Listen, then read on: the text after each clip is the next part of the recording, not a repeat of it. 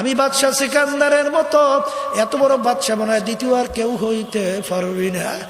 আরে যখন আমি কবরে রওনা করলাম, একেবারে দুইটা খালি হাত নিয়ে কবরে রওনা করলাম, আর কিছুই নিতে পারলাম।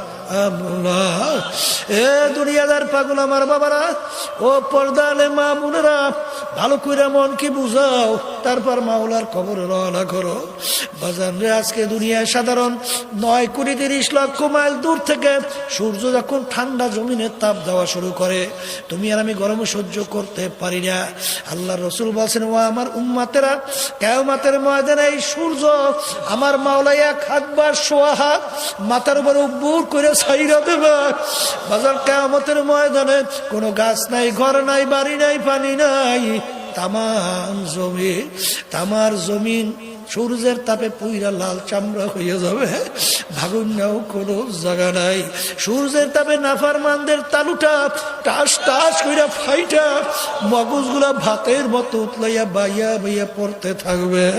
লা ইয়ামুতু ফিহা ওয়ালা ইয়াহইয়া, মানুষ বাঁচবেও না মরবেও না, মরণ তালাশ করে আর পাওয়া যাবে না। ওই সময় আল্লাহর রাসূল হাউজে কাউসারের পাশে ছানটা তুইলা ডাক দেবে, আমার উম্মতেরা আসো আসো, তোমাদেরকে 1 গ্লাস হাউজে কাউসারের পানি পান করাই। 50,000 বছর সময়ের ভিতরে পানির পিপাসা লাগবে না। কোটি কোটি উম্মত দৌড় দেবে।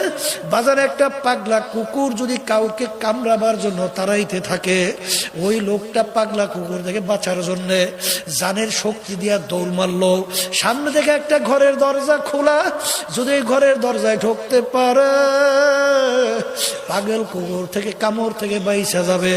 দৌড়ে যখন দরজার সামনে গেল, ভিতর থেকে কে জানি টাস করে দরজাটা আটকাইয়া দিল। ওদিকে তো হা হা করতে করতে পাগলা কুকুর দৌড়ে আসতেছে। এই অবস্থায় ওই ব্যক্তির যে অবস্থা, তার চেয়ে 1000 কোটি গুণ বেশি মুসিবত কষ্ট হবে তার। যখন আল্লাহর হাবিব ডাক দেবেন, আসো, কোটি কোটি উম্মাত দৌড় মারবে। কতিপয় উম্মাতকে ফেরেশতারা পথের ভিতরে টাইনা টাইনা ধইরা রাখবে। তারা গলা ফাটা চিৎকার পাবে, ইয়া রাসূলুল্লাহ, ইয়া হাবিবাল্লাহ, আপনি আমাদেরকে আসতে বলছেন, ফেরেশতারা আসতে দেয় না।